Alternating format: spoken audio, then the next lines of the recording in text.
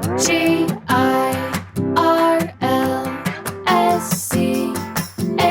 it's Girls Camp. Hello, everyone, and welcome to Girls Camp. It's Haley Rawl, your host, and I am bringing you a really lovely conversation today with one of my friends, Jenna Rammell. Jenna and I go way back, which we touch briefly on during this episode. She is the founder and CEO of a skincare company called The Daily Essential Co. She is a wife and mother. She has 4 kids, her oldest being 15, and she went through a faith transition, which she opens up about today. I loved not only hearing Jenna's story, but learning from Jenna. She is a couple steps ahead on her life journey. She has older children, and she was married for a longer time when she went through her faith transition. And I just learned so much from her and so appreciated her opening up about her thoughts on being Mormon, leaving the faith, what that has looked like and felt like for her. It's a really rich and wonderful conversation, and I think you're going to love it. So, without further ado, here is the conversation with Jenna. Welcome, Jenna, to Girls Camp. Thank you. This does feel very full circle because we go way back. We do. And I've been thinking about you. I mean, I've followed you since I met you, which was, I was probably 15, 16. Yeah, little. Very little. Yeah. And I remember then just being so enamored by you. And you, Same. I was oh my enamored by gosh, you. that's so sweet. I loved, because I was dating your husband's little brother in high school. And I loved how I feel like you always treated me just like a peer when you were like married and you had 2 kids at that point. And I just thought you were so cool, but you just like treated me like a friend. And I thought it was so sweet. It meant a lot to me then. And I'm so glad. then we've kind of been able to watch each other's journeys, and now here we are. Yeah. It's fun to be here. Good. Thank you so much. Yes, of course. I'm so excited. We are just going to talk through your story, and there's lots to get into, as always. Before we do so, if you could just introduce yourself, just what you do right now, like where you live, just kind of like the general overview, and then we'll jump into the Mormon stuff. Perfect. My name is Jenna Rammell. I live in Orem, exotic Orem, Utah. And I would say I'm a wife of 18 years. I have 4 kids, ages 15 to 5. And I'm a business owner. So I started out kind of influencing and doing that sort of community building gig. And now it's really developed into a beautiful experience of developing a skincare brand.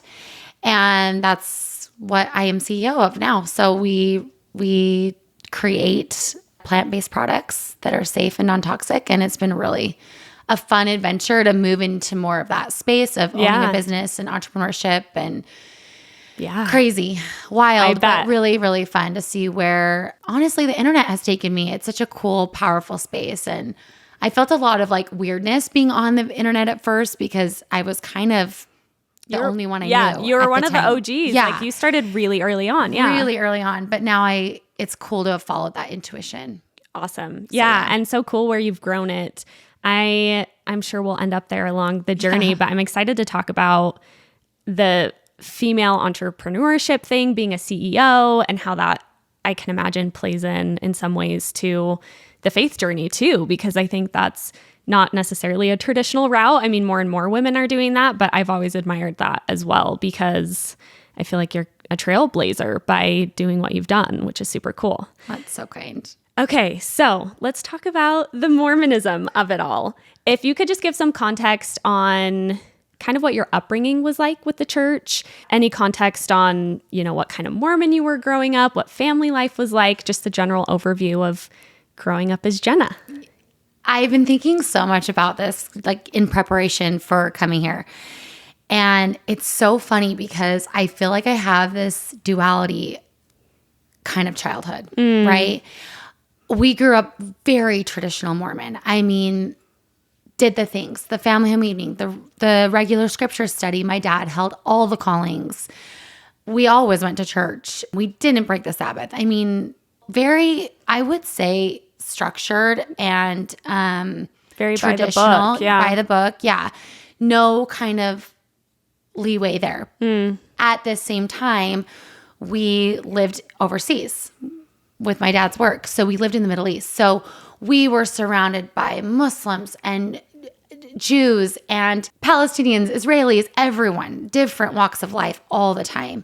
And we were exposed to those religions. My parents would take us to mosques. They would take us to synagogues. They were very open in this way to other religions and people. And so I have this weird duality where I'm like, I was definitely, I guess, sheltered in a sense through the religion. However, through my parents, they lived a very non-traditional Mormon life, if that makes sense. Oh, absolutely. No, that's so interesting because, when we start talking about where you are now, I've often found, I think sometimes people who do the very traditional Mormon thing, but more so in this way of like, oh, we are one religion amongst many.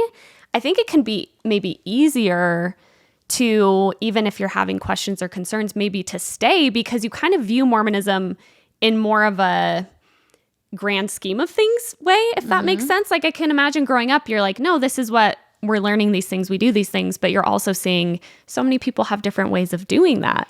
Yeah, like I used to look at, just the truth claims of one true church. And I would hear that and I would just kind of disassociate from that because I knew so many beautiful people who had such truth and direction and purpose and wholeness in their life and in their families. Yeah. And so I kind of was like, oh, okay, like we're saying this here, but I didn't necessarily believe that because this other part of my life taught me otherwise. Yeah, you had so much evidence otherwise. Yeah. Was your whole childhood and like adolescence spent abroad then? So in and out of Utah. Okay. So it was like we would go to Utah in the summers. We would go to Utah and live there for a few years, come back, kind of like a lot of back and forth, a lot of travel in between. But then we landed there kind of when I was 14 all the way. Okay, for a good amount of time. And all the way through high school and then college and all that. Got it. And what brought your parents to the Middle East? My dad, I think it's kind of a long story, but basically he decided that he wanted to learn Arabic. He felt like that learning Arabic would give him a job forever. It was like kind of an intuition that he had. And so he went to Harvard and got his Middle Eastern Studies Arabic. Like I say casually, he's just like the coolest guy. Yeah. Wow.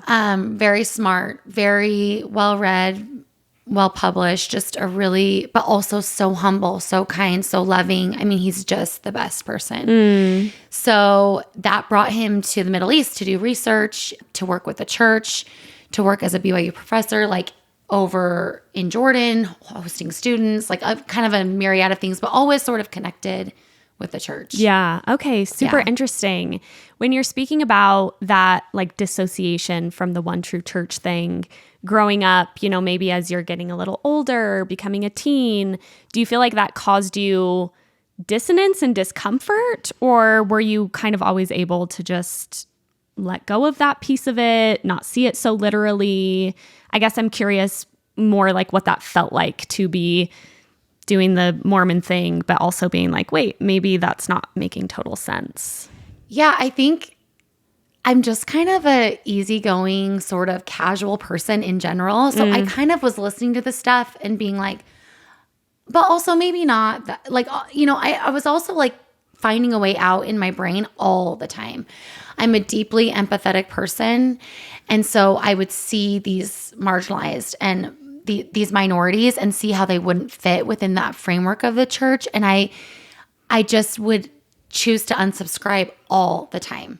Yeah. I remember when I married Andrew, he was definitely more literal, more black and white. And I would just make jokes like, oh, I thought that was like urban legend. Like, I didn't think that was actually real. Or wait. Do people actually believe that? Like I think I was just so I don't know if it was dissonance, but I just always knew that wasn't true for me. Yeah, totally. And totally. yet I still felt comfort in the church. I loved my experience there. I had a good experience there. Yeah. I loved my leaders. I loved girls' camp. To an extent, girls' camp. I feel the same way. I'm like lots and lots of good, some weird, but mostly good. Like lots of good things happened to me. And I think that's what makes my story unique in a sense is that I didn't have this terrible, bad experience while I was in it. Yeah. I didn't realize what was happening. I just knew it didn't fit for me totally. Yeah. But I was just doing the things I thought I was truly conditioned to believe were the best things for me. Yeah, absolutely. And it sounds like you really connected with the community element of it all along. Yeah. Yeah, which, I can definitely relate. I think it is different because you had all of that exposure, which sounds like such a beautiful, lovely way to grow up, by the way, to have that exposure to be around different cultures and different religions. When did you end up back in Utah then?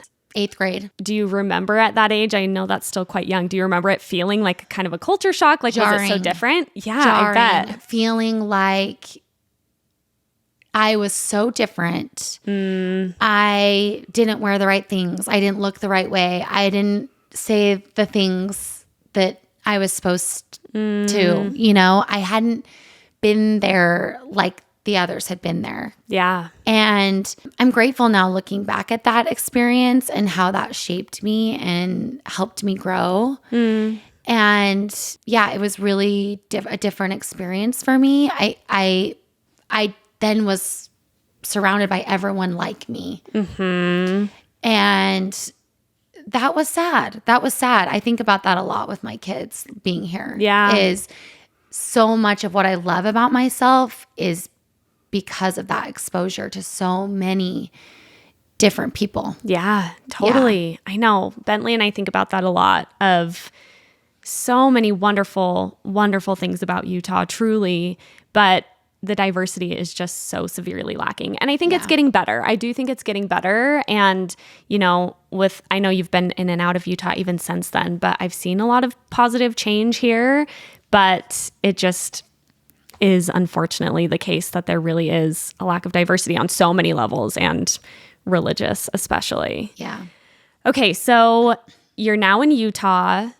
What did you do after you graduated high school? Did you go to school? Is that when you met Andrew? What happened next? Yeah. So I went to BYU. I did the thing. And I was there about a year when I met Andrew. What's funny is that he's from Provo too. So we're both from Provo. Yeah. I mean, we live a mile from each other. Like Crazy. both shopped at Days Market. But you never met before then. Never met before then. It was like the thing where he came back from his mission and all the little sisters were like hot, you know? And yeah. He's like, wait a second. yeah, they're like, wait, you guys were like 15 with braces and now I'm into it. Yeah. So it was that kind of story where my best friend's brother was one of his best friends. Okay, got it. Yeah. Cute. So we met at a BYU football game actually. Cute. And it really was love at first sight with Andrew for me. Like it really was. I'm grateful for that part of my life. And I mean, how far do we want to get into that? Yeah. Tell me, like, how old were you? How long did you date? I was 19 when we met, 20 when we got married.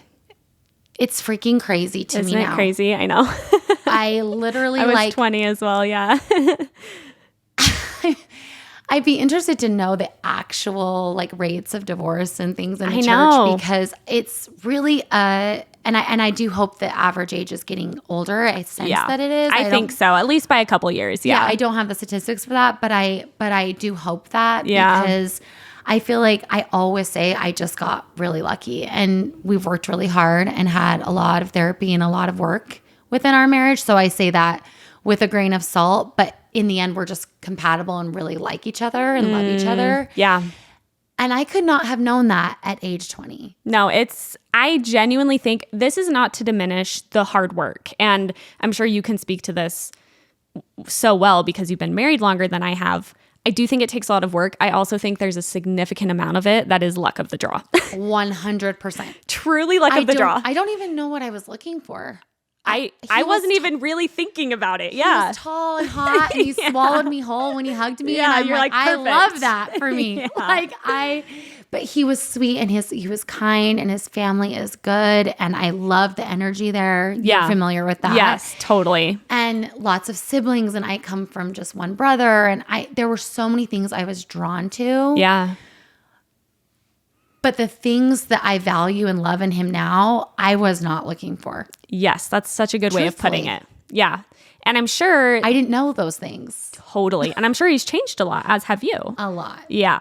Yeah. Yeah, which I'm excited to get into because I think, Bentley and I, we went through a faith transition together, but it was pretty early on in our marriage. So we didn't have as many habits that were built around church going. And anyway, I think that being able to navigate that together after you've built more habits with your kids and stuff, I can imagine there's a lot there. Okay, you meet Andrew, you get married about a year later. Yeah. When did you have Quinn, your first? So we were married 3 years before we had him, which I love that. Yeah, congrats. For us. Nice. Yeah, I feel like that's long in Mormon land. Totally. I did have a miscarriage first, so I think that prolonged that experience. And I remember thinking, everyone's getting pregnant. And I was 23 when I had him. It felt like I was aging. Oh, absolutely. Yeah. Like it was happening and people were moving on without me. And it was this desperate feeling of wanting to be a part of that. But as much as I will say and as much as I love every single one of my kids, I feel it was a very unconscious decision. I don't remember being intentional. It was just what we were doing. Totally. And I love that I did it because I love being a mom and I love them so much. I just don't know looking back that I was really aware. And maybe you're not within or out of religion. I don't know. Yeah, I know. I only know my too. experience. Yeah. But it felt like we're just doing this. And so I dropped out of BYU. The whole thing, I didn't pursue.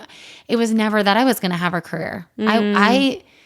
My mom has a career. I have a working mom, so I don't know. And that was very important to them, education, but it just never really clicked for me. It was never, I don't know. I can't figure out that part of my life. It feels like a long time ago, but it felt like I was sort of in a haze, I guess, if I were to explain it. Yeah. I'm so glad you spoke to that because Bentley and I, the other day, we were like having a hard day, had a hard night. We were in the car together, had a babysitter, and we were like, oh my gosh, like as much, and I did IVF, so I was doing infertility for I had a lot of time to think about it.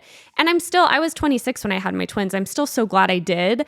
I still am realizing how much of the desperation to get pregnant when I did was programming. Yeah. And I was even out of the church kind of at that point. And it's a really interesting thing to look at your life and be like, I'm so glad that things are the way they are. But it's also strange that I was kind of just doing the things that I've essentially been conditioned to do and that the people around me were doing. Yeah, I can totally relate to that.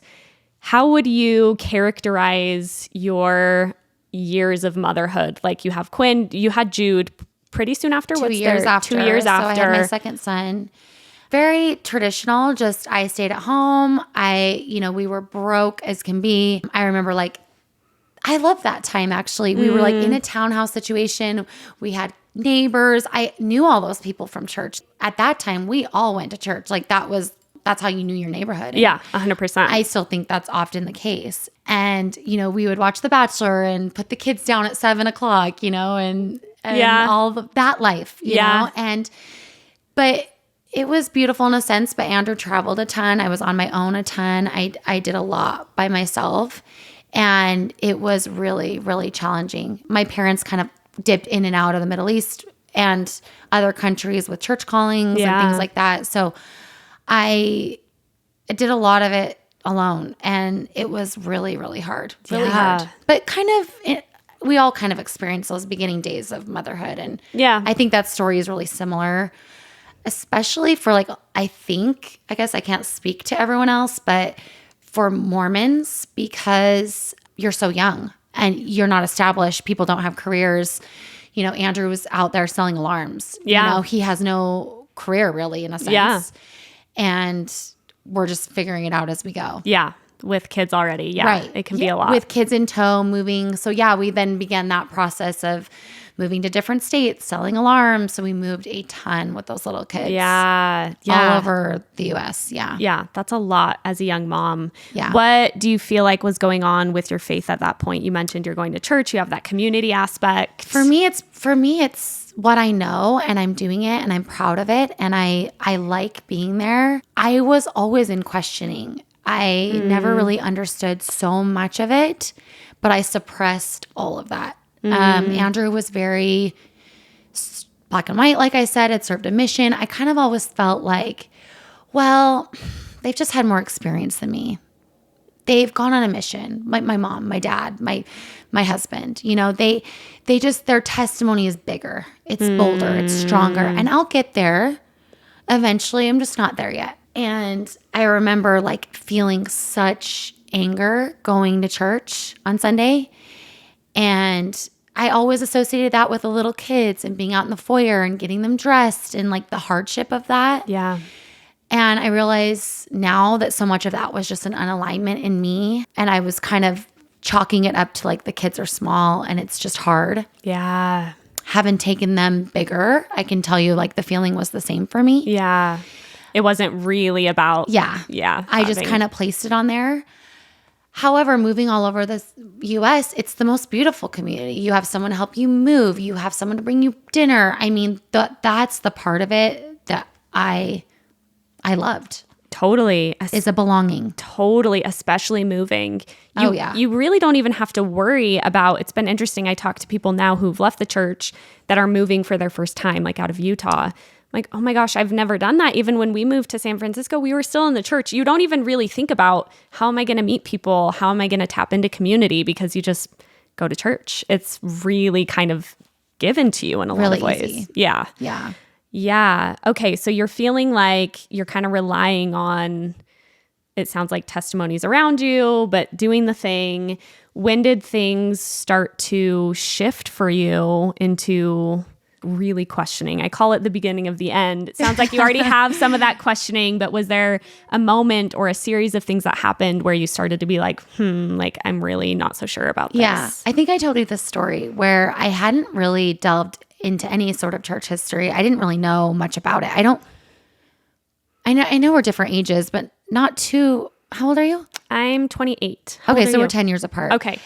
I don't remember learning a lot of church history. I'm also severely ADD, so I'm like, did I soak it in? Did I not? Was it taught? I I'm feel not the sure. same way. I feel the same way where I'm like, some things sound familiar, but I'm like, maybe I learned young enough that it didn't like set off bells. I don't know. It's a weird thing. It is, and I know a lot more about church history now than I ever did in the church. Same. But I remember, I think I told you the story that we were teaching this little Sunday school class. I think we had 2 kids at the time. Yeah. And I remember the book was blue. So any experts out there can name the year. Can figure out what it was. But, we were teaching gospel doctrine, and in a sense, it was probably the D&C that year, right?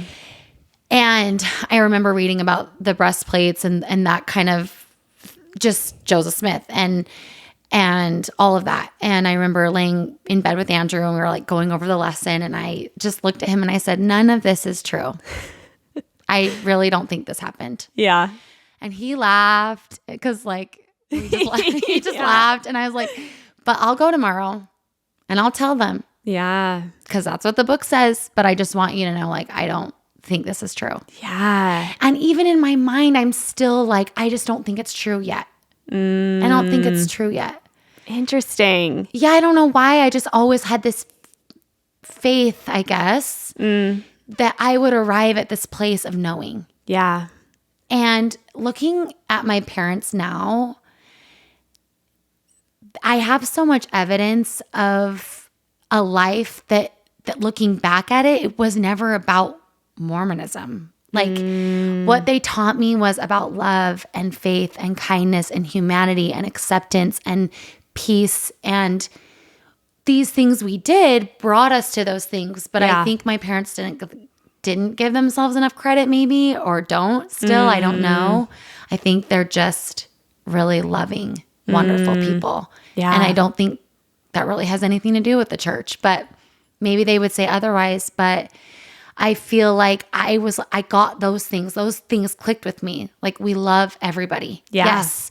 We accept everybody 100%. But like these little histories and truth claims and rules. And I remember I was like a no on the kingdoms. Like I was like, that's not true. No, there's not kingdoms, and we're all going to the same place. Yeah, we're all going to heaven. It's going to be fine. Yeah. We will all, like, don't worry about it. Do your best. Yeah. and I'll see you there. Yeah. Or I would joke like, I'll probably be in the lower, but you can come and we'll Yeah, say you can hi. visit me anyway. So for me, it was like kind of making jokes of it, making not fun of it, but just kind of, that's the way I coped. Yeah. It was like, I just unsubscribed. Like polygamy, no thanks. This, no thanks. Whatever it was, I just had a way of unsubscribing versus Andrew, who never did anything like that. He was a literal. He subscribed. Yeah. And then when he decided to unsubscribe, it was like, and we can get into that. But I was different in that way.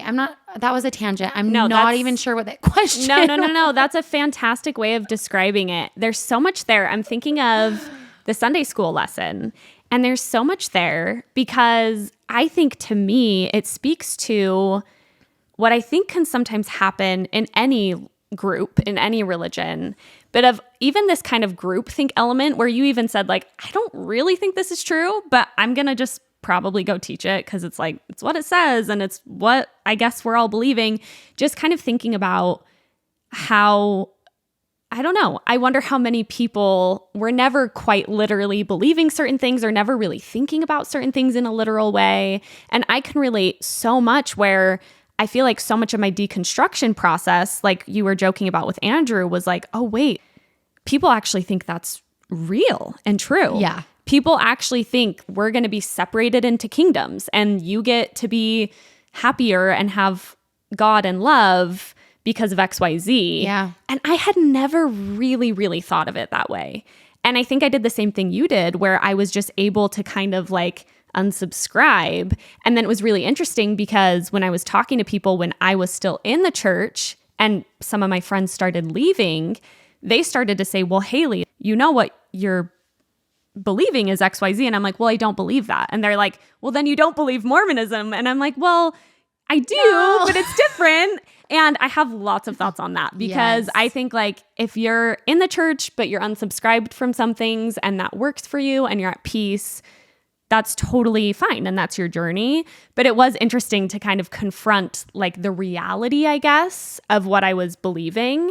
And not only in these kind of doctrinal, what happens after we die, but in the sense of, oh, these things that we're talking about, the three kingdoms, for example, that actually impacts LGBTQ people now in a very real, tangible way. And I don't know if this was your experience, but that's where that rub started to get really significant for me was I can unsubscribe from that, but can a 13-year-old who's gay and is learning that unsubscribe in the same way? Yeah, that was a huge piece of my undoing was when my cousin Adam came out. And I was young. I hadn't had kids yet, but we were married. And hopefully Andrew doesn't mind me telling you the story because he's a completely different person now. But I remember Adam served a mission, and I remember Andrew, when this all came out, Andrew was like, but we have to remind him of his covenants that he's made. And Andrew was just regurgitating like what he knew. Totally. And Yeah. I remember feeling fire in my body. Like, no, sorry. Yeah. Like what we have to remind Adam of is how loved he is. That was true for me. And that there were just these little things like that. And that wasn't little for me. And Adam recently passed away, and that was super, super hard for me because we were really close. And I wish so bad I could have said, this was wrong. And you were wronged by all of us, I feel, in a sense. And I know we thought we were doing our best to love you, but it's really hard when you are subscribing to something that doesn't accept him fully. Yeah. And that's I have a lot of pain in that. So Yeah. that was one of my big ones. Yeah. Still is. Yeah. Thank you for sharing that. That's really powerful because I think, yeah, for a lot of us, that's when push comes to shove, right? You can maybe be in this more nuanced space, which in my mind, in some ways is a privilege because some people aren't even allowed to be in that nuanced space. And I think you spoke to that so, so beautifully. And yeah, I think there's a lot of people that would relate to that kind of deconstruction experience and that regret that you speak to, because I have so much of that as well. And it can be a really hard thing to sit with of like, I mean, I always want to give us the grace of we were, as you said, we were loving as best we knew how, but still, I do think it fell short in some ways. And I think that that's an important thing to acknowledge. So I really appreciate you saying that. It sounds like you were kind of deconstructing pretty early on. I'm surprised by that. I don't think I told you this, but I mean, you're on the internet, so we can talk about too, like how you got into that and how that relates to the faith stuff. But it's interesting watching, like having relationships with people, and then, you kind of follow along on Instagram and things. I still am very surprised you left at all. And B, I feel like things were happening a lot sooner for you than I would have ever guessed based on like the internet, which of course is just the internet. But it surprises me that you were like dealing with some of that like so early on in your journey. Yeah, I felt and still feel really private about all of it. At first, because the questioning, I didn't know anyone else questioning their faith. Yeah. I literally did not know one single person. And so when I would bring things up to Andrew, I remember a few years later being like, I don't think, this is before anything with church and finances came out, being like, I was starting to work with charities, by now we'd probably had Lolly. I was working with charities and I was just like, I just think I want to donate my money here. I'm working with these refugees and like locally in Provo, and they need toilet paper and they need this and they need that. And I would just rather take these funds that we're paying the church, and I know how they're going to be used here and they need it. Yeah. And I remember just pushing kind of these boundaries, stopped wearing my garments long ago, like before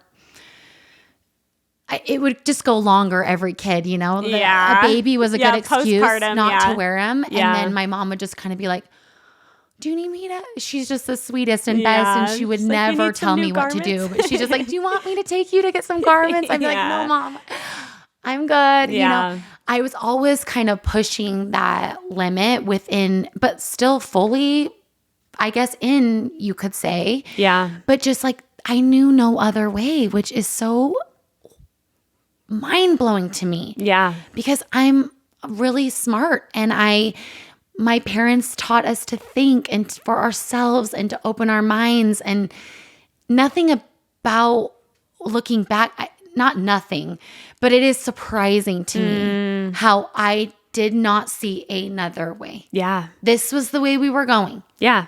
This is what Andrew and I chosen together. Mm-hmm. This is what we are doing. This is what our ancestors have done. We're both from Pilgrim lineage. Like, this is what we're doing. Yeah, we know no other way. Totally. So I thought there was no other way. Yeah. So you just make it work. So I was making a religion within a religion, which you spoke to before.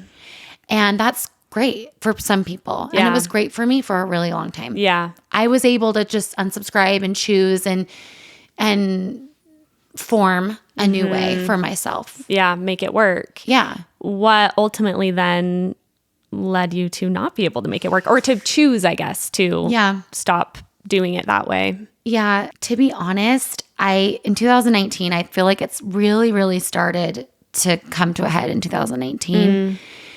I just felt like I was just rubbed in so many ways. I can't really pinpoint it. I did not read the CES letter. I still have not read the CES letter. I feel like I know exactly what's in it. Yeah.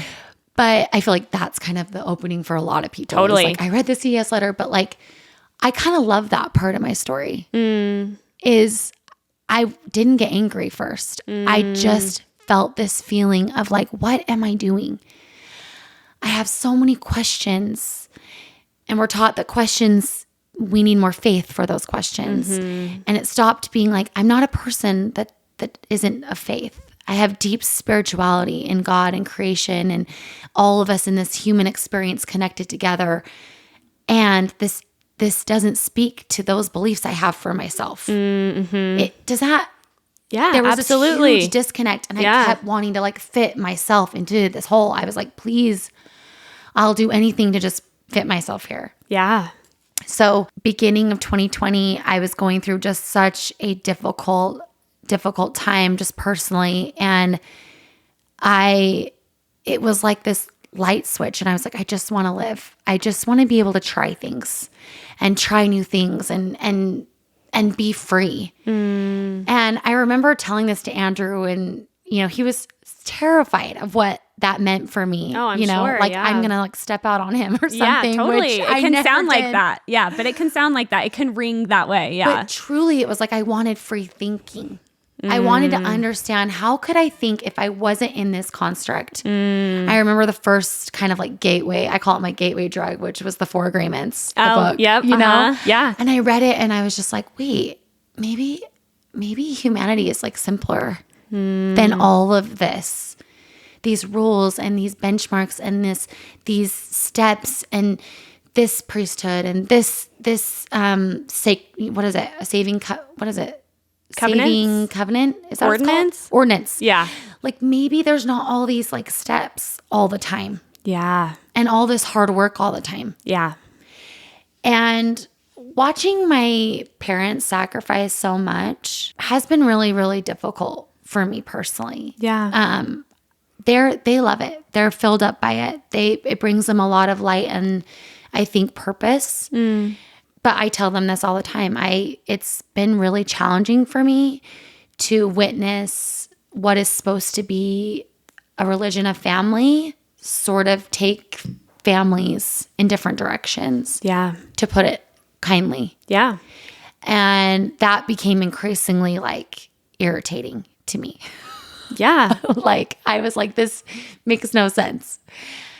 And just to clarify there quickly, it doesn't have to be specific, but you're talking about like callings and things like that either bring people actually physically away from their families or, bishops who, even though they might still all, live around family, they're gone all Sunday and then they're gone on Wednesday nights and then they're gone on Thursday nights. Yes. Yes. I remember it bringing me a lot of pride at first when I was still in it. And then that shifted in this same time where I was like, like this is actually, I'm annoyed by this. I don't see I'm confused by this. Yeah. They're missing all this time with my kids and I know they don't like it either. Yeah.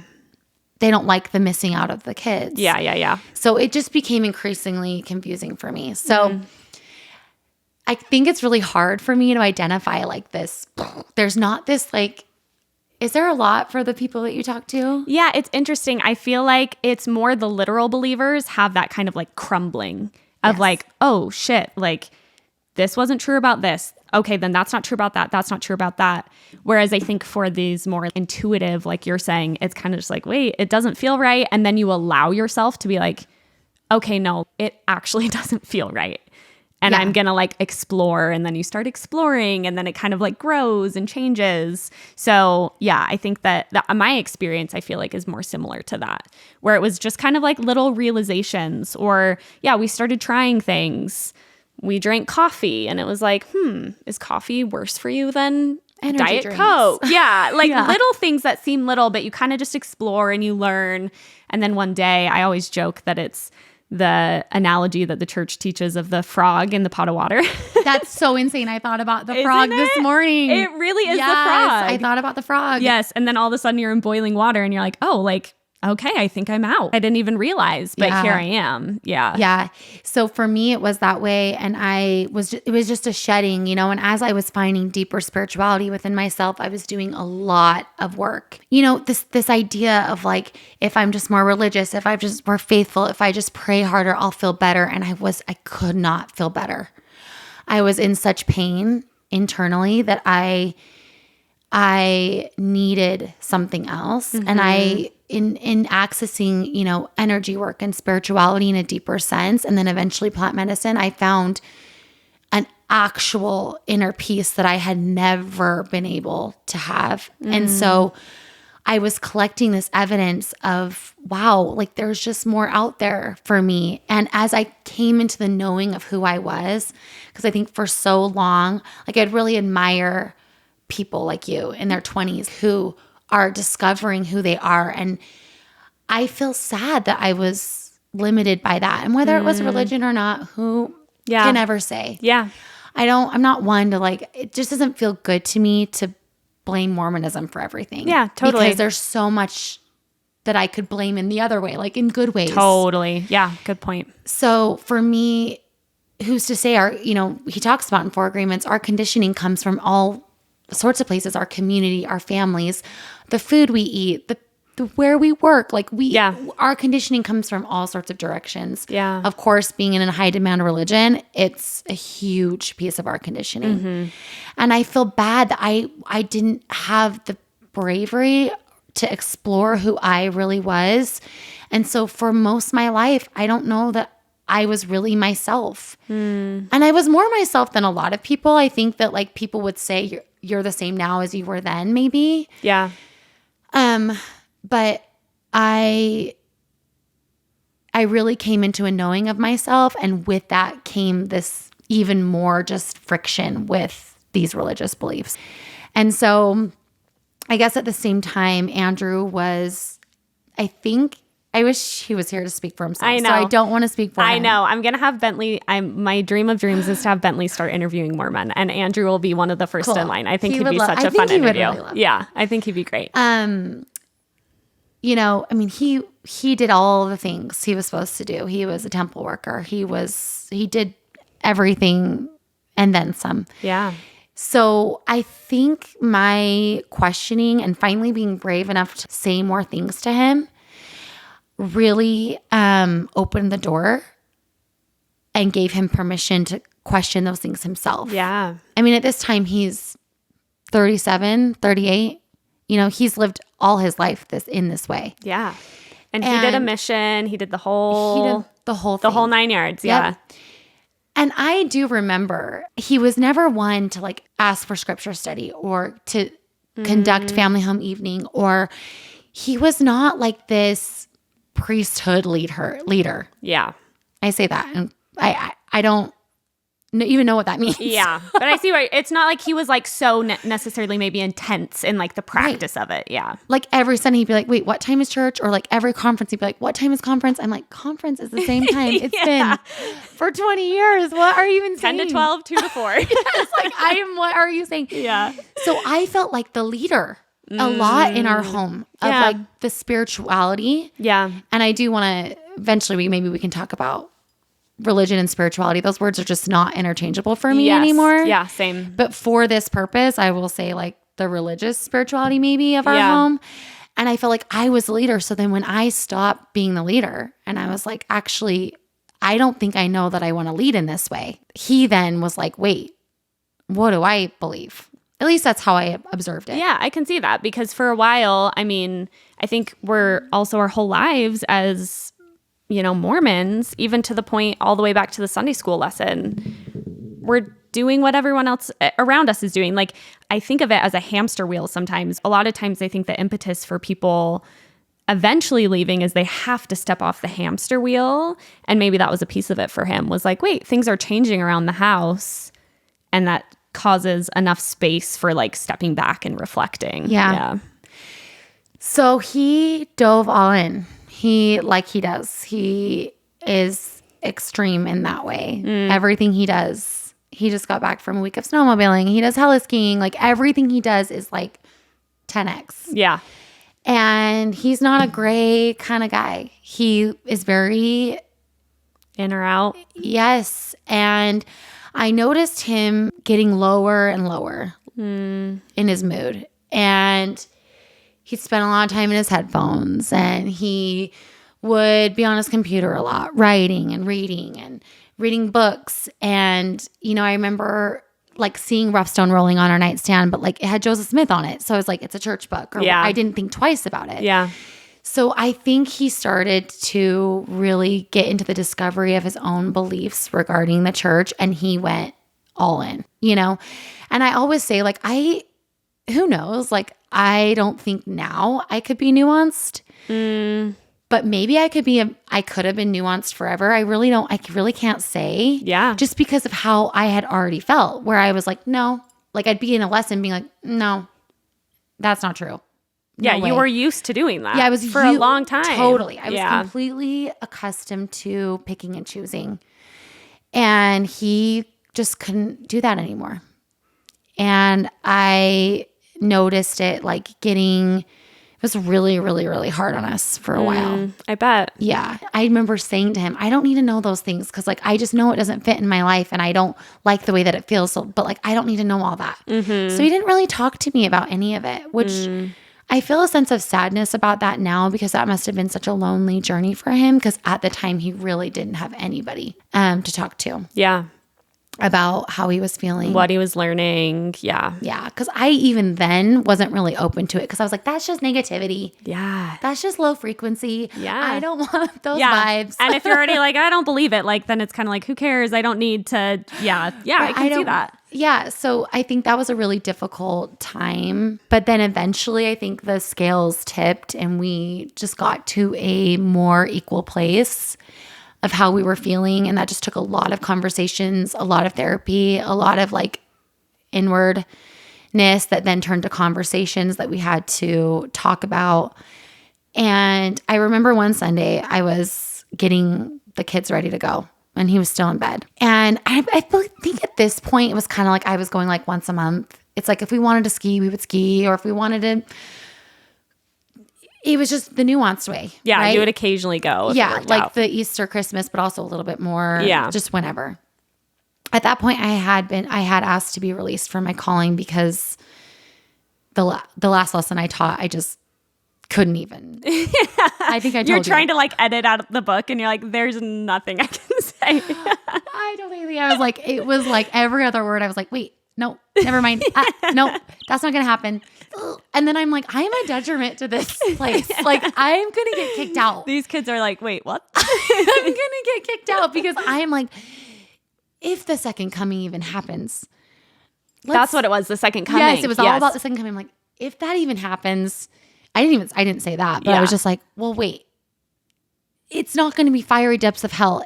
Like, if Jesus is who he says he is and we're saying he is, then he will just come with so much love and abundance and kindness and wrap you up and we're all going to float away into like this beautiful place. Yeah, this beautiful, magical, twinkly situation. Yes. That's what I want to happen.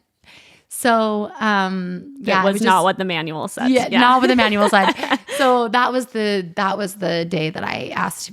Well, like that week I asked to be released from my calling. It just no longer felt like, and I remember it was a struggle because you had to have two people. Oh yeah, in the room. And Andrew wasn't going anymore. Yeah. And he was like pretty spotty about going. And I always kind of felt bad about making him go. Like he was always willing. He's like, whatever you want, babe. Like if you want me there, I will be there. Like he was so supportive, but I knew how he was feeling. And I couldn't ask him to be in a place that brought him so much. At that time, he was really angry. Yeah.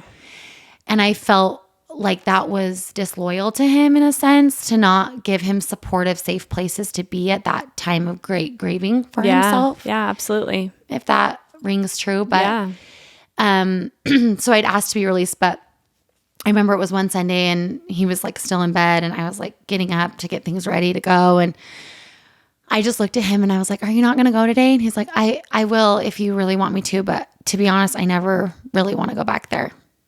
Wow. And I was like, kind of hit with this ton of bricks because I was like, wait, I thought this is what we were doing. It was like interesting. I don't know an analogy for it, but kind of like maybe like that game leapfrog, like let's bring up frogs again, but like someone's ahead and then someone catches up and then someone goes here and it's kind of this game a little bit. Like we're helping each other just like keep doing it. Yeah. Or going up the ladder rungs. And it's like, where are we at now? Okay, we're in a different place now. And that took a lot of adjusting. Yeah, it's a big deal. And a lot, even though we were technically on the same page, there were a lot of times we weren't. Totally.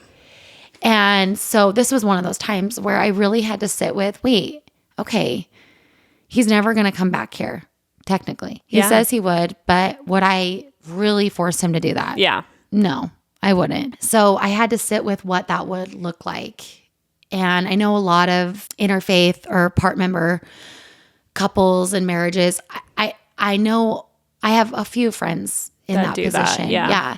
And I admire that because I don't know how that would have worked for me. Mm-hmm. And so I kept looking at that and thinking, would I be able to take my kids to a place where they felt like something was missing at home? And that really struck me deep in my core, where I'm looking at this man who has been loyal to me always, who puts his family first, who does everything possible from sunup to sundown for his kids, who is fun and kind and charitable and good and generous and all these beautiful things that I didn't know I was looking for when I was 19. Yeah, and luckily. And I have them now. Yeah. And would I reject him because of his beliefs? I mean, I remember as a young girl being like, that would be the thing that would end our marriage. Oh, yeah. He says that same thing. Like, you could cheat on me, but if you left the church, it's over. Yeah. Well, that's the full circle thing of when you're talking about being 20, right? And you see this man and he's tall and handsome and he's in the church and you're like, okay, well, there you have it. And how lucky and beautiful it is that he was all these other way more important things as well, right? Yeah. And then you start to see like, well, then what does that church piece really mean? The church is still emphasizing like the best, most important thing to be is someone who goes to church and holds the priesthood. Yeah. And that can be a difficult thing, I can imagine, for children. I mean, I learned that growing up when my dad wasn't a priesthood holder and wasn't going to church. And it's a really difficult thing to reconcile as a child, to be told, okay, your father is not being, even if they're lovely and beautiful in every way, they're not doing the one thing that they need to do, which is show up for church and, keep those commandments. And you felt an emptiness with that. Yeah, I think I was able pretty early on to unsubscribe. I love that word that you use. So it caused me less discomfort because I was kind of just like, no. He's great. Yeah, I was like, like, I don't know what you're saying. I was like, that's dumb and that isn't real. But of course there's still confusion there. And then I went on my mission and then I started being like, oh, now I need to like reconvert my dad. And like, I should feel like I should, even though in my heart, I was like, that's silly, all that to say, I think that's a really cool realization to be like, wait, what's the scale, And then on the other hand, there can be these worthy priesthood holders that are shitty dads. I'm sorry, but they are, or they are, unfaithful or what have you. And you just realize what I'm trying to say is those things don't equate goodness, but we're taught that since we're little girls when we're writing our list. They're the same thing. Exactly. Yeah. There's so much there. Yeah. There's so much there because I feel like in the deconstruction of all of this, Andrew has had, and me, we both have had to do such deep inner work to know our self-worth outside of this, which is so interesting because it's a religion of teaching about self-worth. All these young women values and teaching you divine nature and all these, you're a daughter of God and you're all these beautiful, wonderful things if you do it our way. That's how it feels to me. And that to me is something that's really painful still, is to feel like, I don't think anyone would say it's in question, but it certainly feels that way. Yeah, absolutely. I can so relate. I think there's the conditionality of it feels really, I wonder sometimes, man, like what could I be like if I didn't learn these conditions on my own self-worth? And that's a really heavy thing to sit with. And to think, man, I'm going to be spending so much of my life doing the work, which is beautiful. And I think that can be a beautiful journey. But I'm like, oh my gosh, some people don't grow up learning that there's conditions on these things. And that's even with loving, wonderful parents and all these other elements that I think kind of even challenged those conditions from the beginning, but still it's deep in the heart and in the soul. It's like cellular level. Yeah, absolutely. Yeah. And I think I have a unique perspective because I'm adopted as well. So these layers are very, very, very deep for me of self-worth and knowing who I am and coming into this knowing. Yeah. And so now I'm deep in it and I feel so protective of continuing on. I'm 38 years old and I want to live a life that's true to me and that feels good to me. Yeah.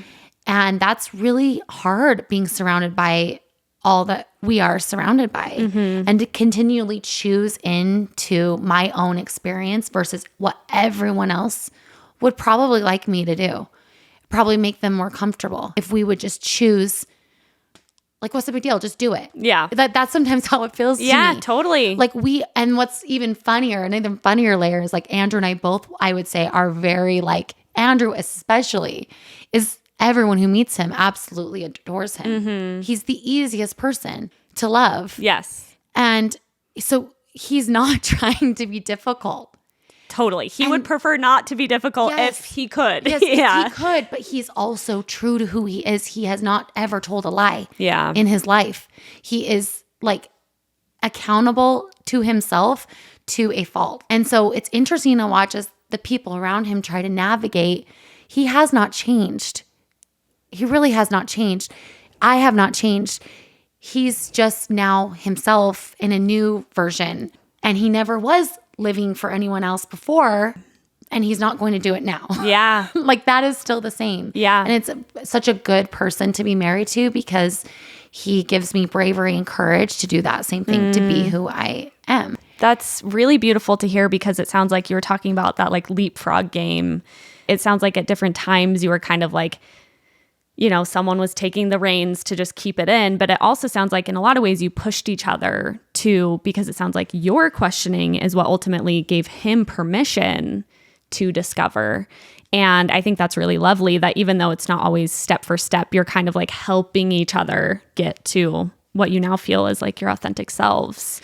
Yeah. And we really are together and on the same page. And I think, you know, it's kind of what we're taught in the church, which is like that being loyal to your husband above all else, you know?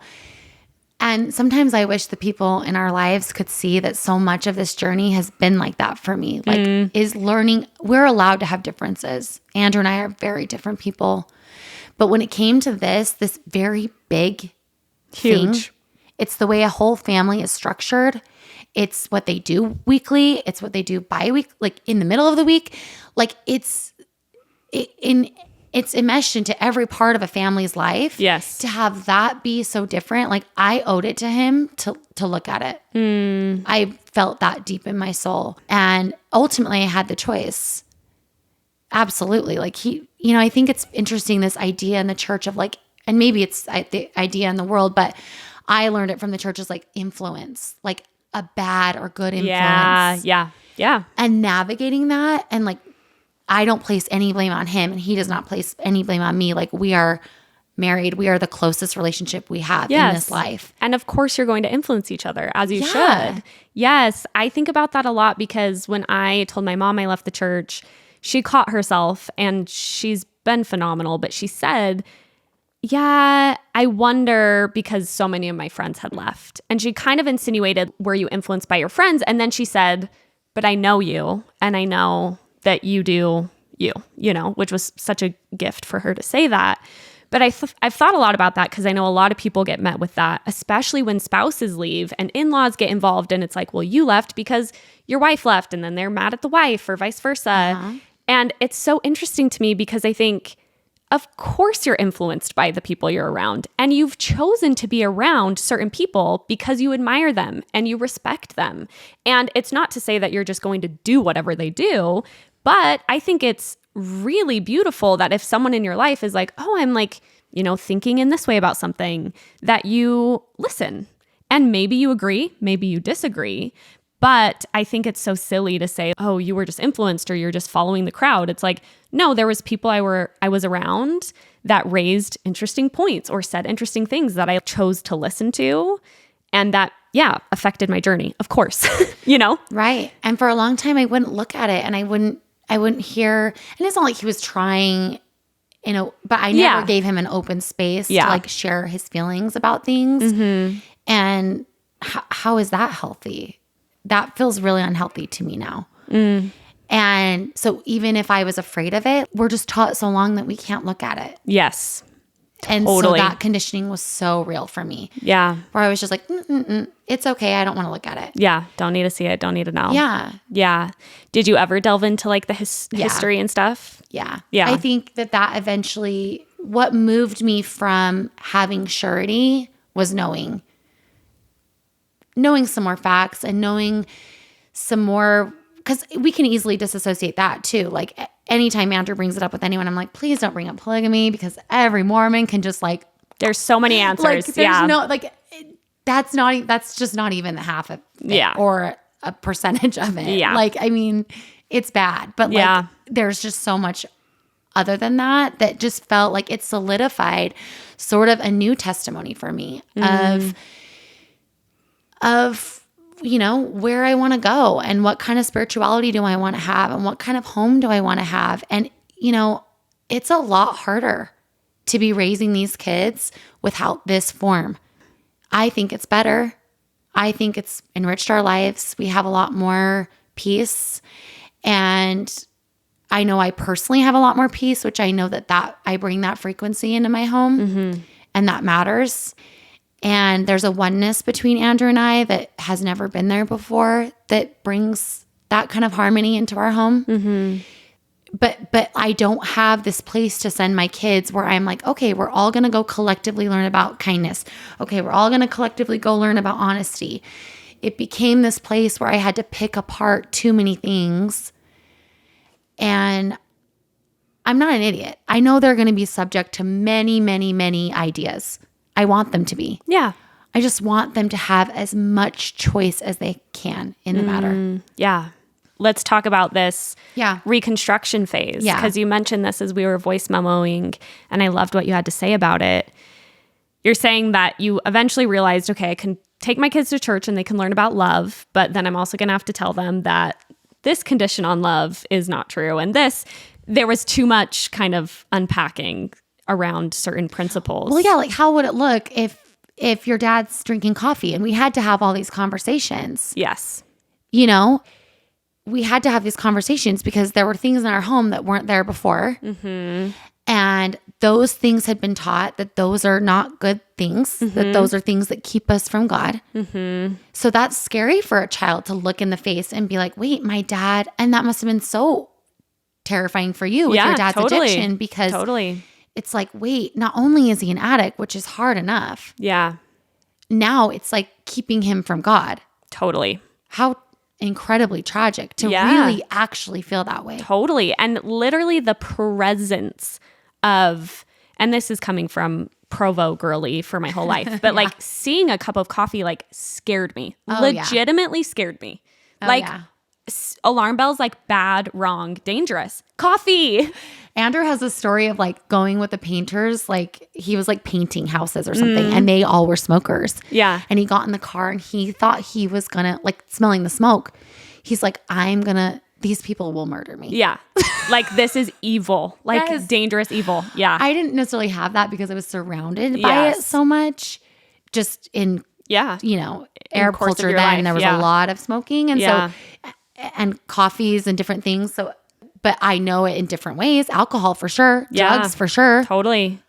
I'm like, y'all are going to hell. Yeah. This is the only way. Totally. Totally. It's crazy now looking back, but we've had to have these conversations with our kids about, I just couldn't keep saying like, oh, well, never mind about that and erase your memory about that. And oh my gosh, no, not on that. You know, it just became too overwhelming for me, truthfully. And probably confusing for kids too. How have you replaced that? Like, how do you feel like the rituals, the spirituality in your home, what does that look like now? Well, I want to speak to anyone that's like in the abyss of it. It's really hard when you're in the nothing. Yeah. When you're in the dark. I would just cry and wish I could believe it all again. I would cry and be like, please, like, please let me, like, I just want to forget everything I know. And let's just go back. And I remember there was one Easter in particular that it was probably like a couple years ago. And it was kind of my last big trigger, and I'm sure more will come. But that day I was just like, well, what are we supposed to do today? What does this all even mean? Yeah. Like, how do I create? There just felt like there was so much more pressure on me. And so I have a lot of empathy for moms, especially in that place where they feel like, I don't even know what I believe. How am I supposed to like guide these kids to something they're supposed to believe. Yes. And make meaning out of these holidays that used to be so deeply meaningful. I know. Yeah. I know. Yeah. And so I just have a lot of empathy for that. And it just takes one thing at a time. Just like building habits does. You have to rebuild new habits and new ways of seeking spirituality and what that looks like for you, and that it's okay to take a minute for yourself. You are teaching your kids about goodness by the way you're living your life. You are teaching your kids about honesty by the way you deal with others, and kindness and charity. All those things are in place already. Whoa. Have full body chills. Oh, good. I needed to hear that. Thank you. You're welcome. I think sometimes the church takes what is good about people and hijacks it Yeah. and says we only have it. Whoa. Yeah.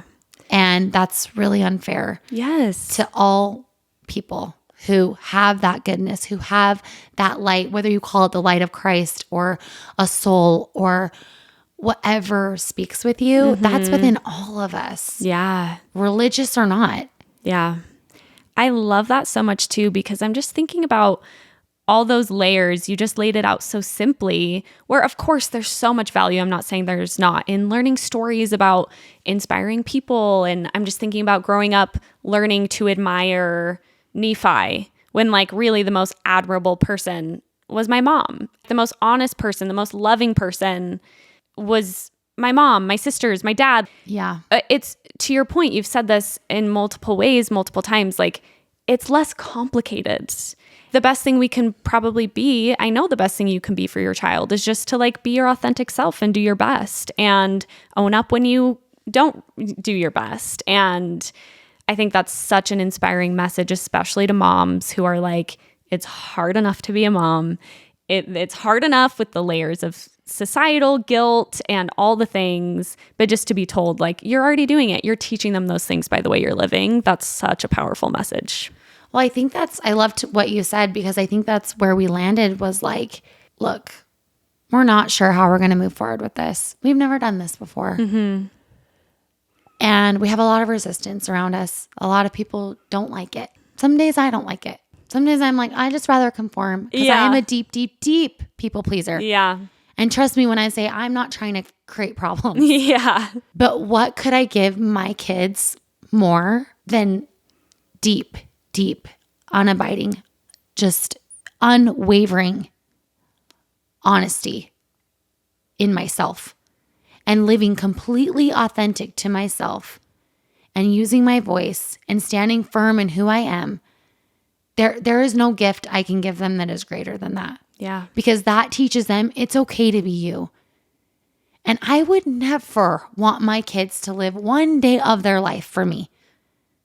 That would make me so sad. Yeah. And that's what I ended up with, was like, wait, I'm going to live for me because I know that is good. I'm a good person. And hopefully one day you'll live for you, and because you're good. And you don't have to make decisions and go places and do things just because you think I'll like it. Absolutely. Absolutely. And there is so much of, at least for me, speaking personally, so much of my life I did live for the community, for, not even necessarily my parents, but just because, to your point, it's like I thought that's what I needed to do to be a good person. And I think that's something that so many people who have deconstructed or are deconstructing can relate to, is feeling like, oh, I really am living for myself. And it's scary, but it's really exciting and really beautiful too. Yeah, it is when you can come out this other side, because I really believe, and I don't know if this is your experience, that there is another side. I think there's a middle ground. Living nuanced was way more painful for me. Agreed. Trying to filter, I always described it as like, especially with ADD, like as like a Rolodex, like a file folder kind of thing. Yeah. Where I was like constantly like the end of solitaire, you know? Uh-huh. My friend Krista was telling me that the other day. Over the screen. Yeah.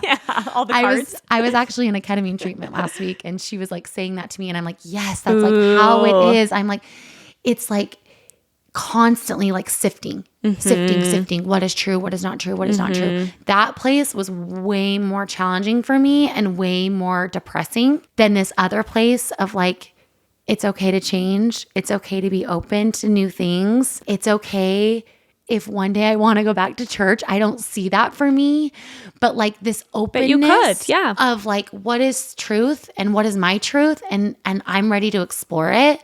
That's so fun. And I don't want a ceiling for my kids on their beliefs. And I know active Mormons don't like hearing that there is one. I can't speak to their experience, but I can speak to mine. And I felt that there was a ceiling on what I could even dream about. And there's been a lot of grief in that for me because I just couldn't think farther than what I thought people wanted me to do. Yeah. I don't know how to say that in a positive way that people aren't going to find some discomfort with. I get it. And I think your disclaimer is all you can say, right? Which is like, that doesn't mean that is period, the end, the experience of being a Mormon. It's not. How could we ever say that? Right. It was also mine.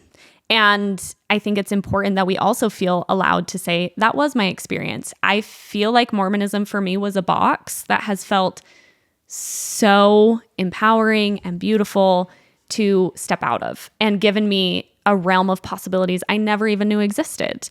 And that has been my experience as well. And it is, I think, really important to say that too, especially for people who you were just speaking to before. There is a long period of time where it doesn't feel that way. It didn't for me, where you're just like, I'm going back. Yeah. This is bad. Yes. I messed up. Yeah. Like what, this is it? Like, okay, this is life. And like, what does this all mean? And yes, I think that it's really important to speak to that other side, which is not, to your point as well, a finality of, well, now I know this and now this is true and that's true. But just being like, oh, like, I don't even have to worry about capital T truth in the same way. That's a relief. It is. And in you saying that, I just realized about me that I'm in post-Mormonism the way that I was in Mormonism, which is just nothing is black and white. Nothing is real. Everything is up for debate. I can think about whatever I want to think and I can pick and choose. Like I'm the same person, but I find that I like myself more. I like my thoughts more. I let them freely wander where they want to be. And in that, I am in a cool discovery of who I am. And that's been really rewarding for me. I still can't put the bows on things I really like. Like when we lost Adam, I thought this is really hard because I don't know what's next now. And I know I listened to your podcast about your dad. Yeah. It's like, that felt nice. That felt really freaking nice. Yeah, I agree. To be like, well, we're going to see him again. And we're going to be in heaven together again. But what I've seen is, and what Andrew and I talk a ton about is like, with a lot of the people that we love, there is this next phase. And we're going to figure it out then. We're not going to figure it out now. And what's cool is I feel like I'm really in an awareness of what is now and cherishing that.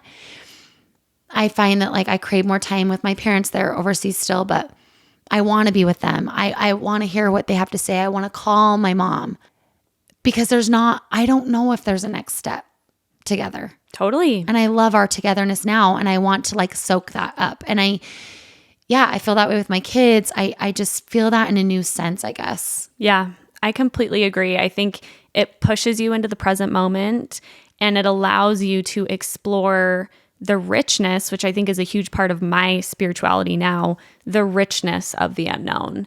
And even with my dad recently passing, thinking about death has both been devastating, terrifying, dark. Yeah. And also really beautiful and wonderful to wonder. I don't know. So what could it be like? And what are the possibilities? And what are the things that other people think? And what are people's near-death experiences? And what did they learn from those? That's been actually a really nice thing to have an exploration and a curiosity. I think there's a lot of richness there. And I think in that exploration of the unknown, we learn a lot about ourselves and our values and our priorities, which then again pushes us back into the present, to your point of, okay, I don't know what happens after this, but what I do know is my family's really important to me. So I'm going to prioritize that now. I really appreciate hearing from you as a woman who's a couple steps ahead of me because you have children who are cognizant of these things. Yeah. And not to say that you're saying it's all perfect and fine and dandy, but to see like, oh, like you're doing it with kids who are older. How old's Quinn now? 13?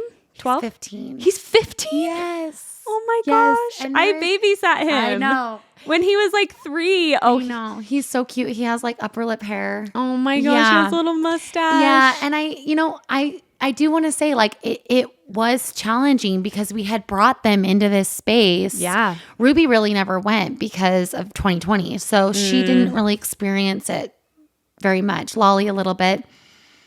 And it's funny because Lolly is like, I want to get baptized. And I'm like, tell me more about why you want to get baptized. Yeah.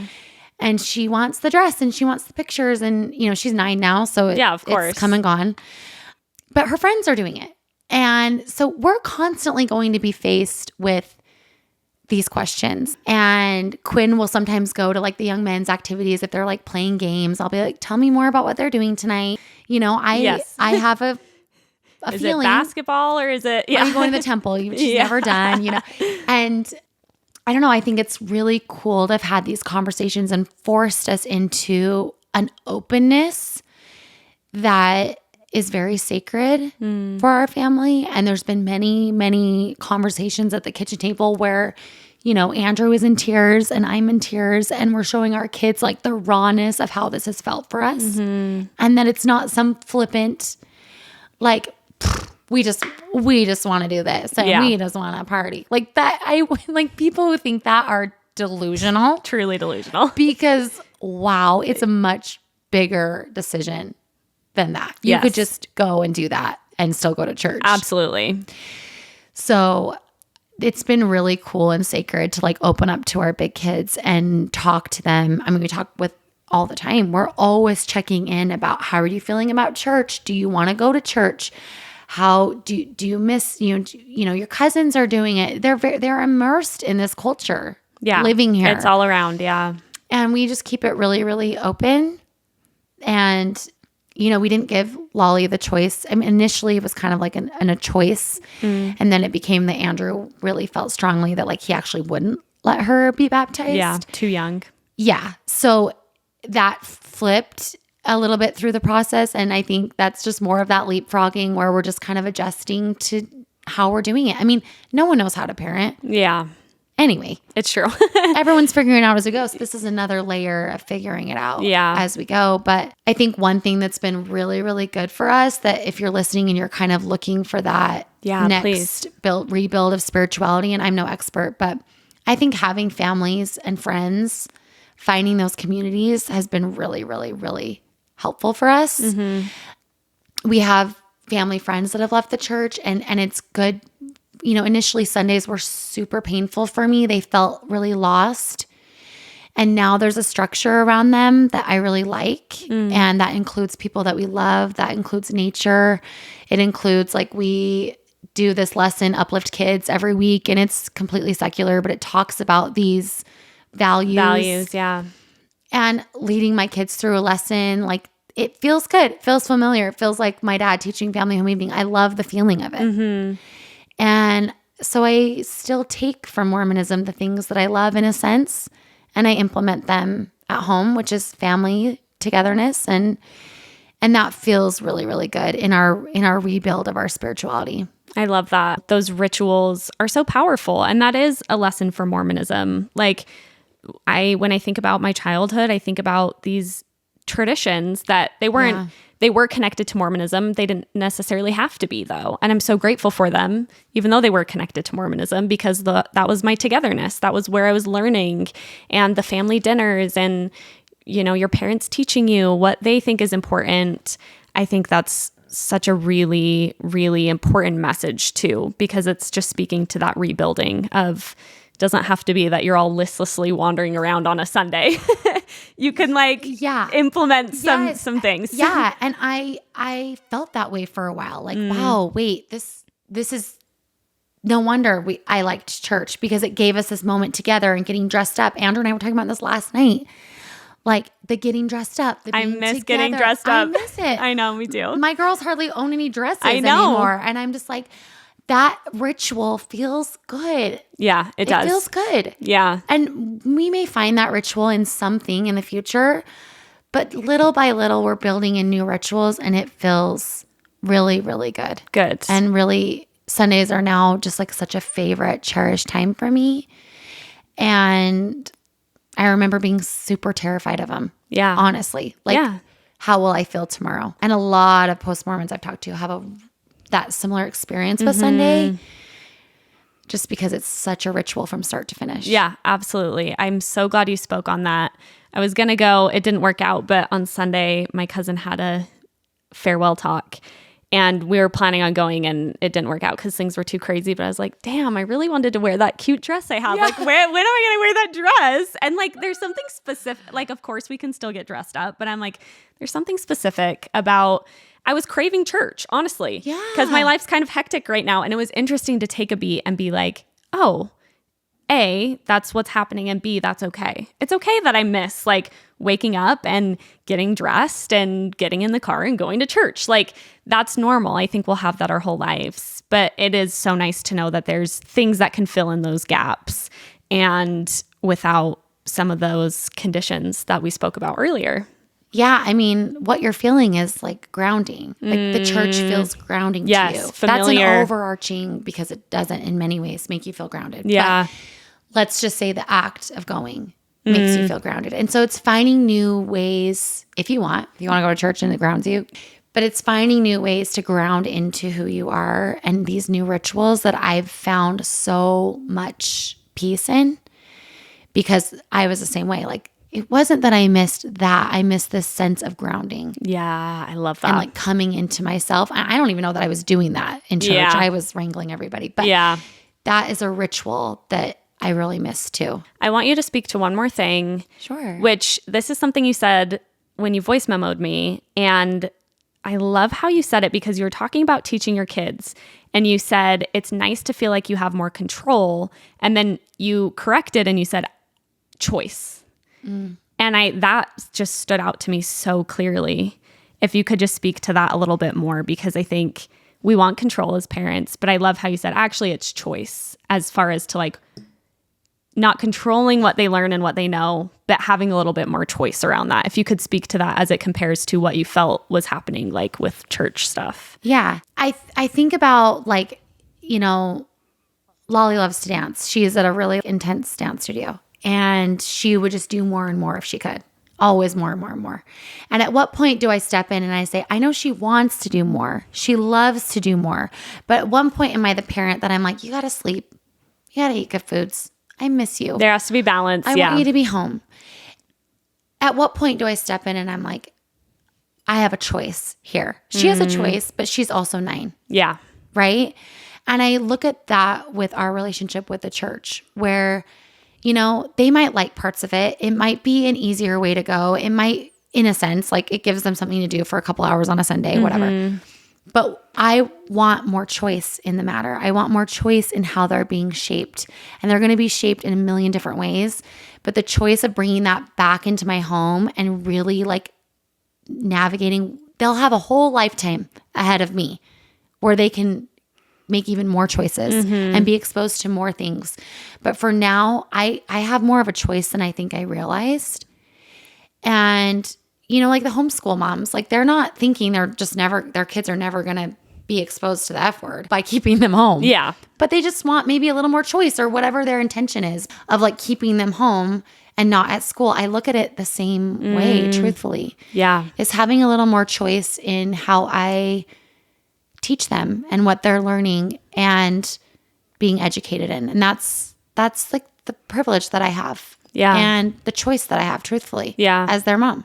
I love that framing, because I think already as a mom, I sense, I know I'm controlling. I can be controlling in my marriage. And already as a mom, I sense those tendencies. And I think it's nice to think about choice, and not only choice in the home as to what you are teaching, but also it sounds like you offer your children an appropriate level of choice. Yeah. And to your point, yes, does a 9-year-old, can it all be on the table? No, but you're still offering them choices and exploration. I love what you said about Lolly with baptism. It's like, well, why?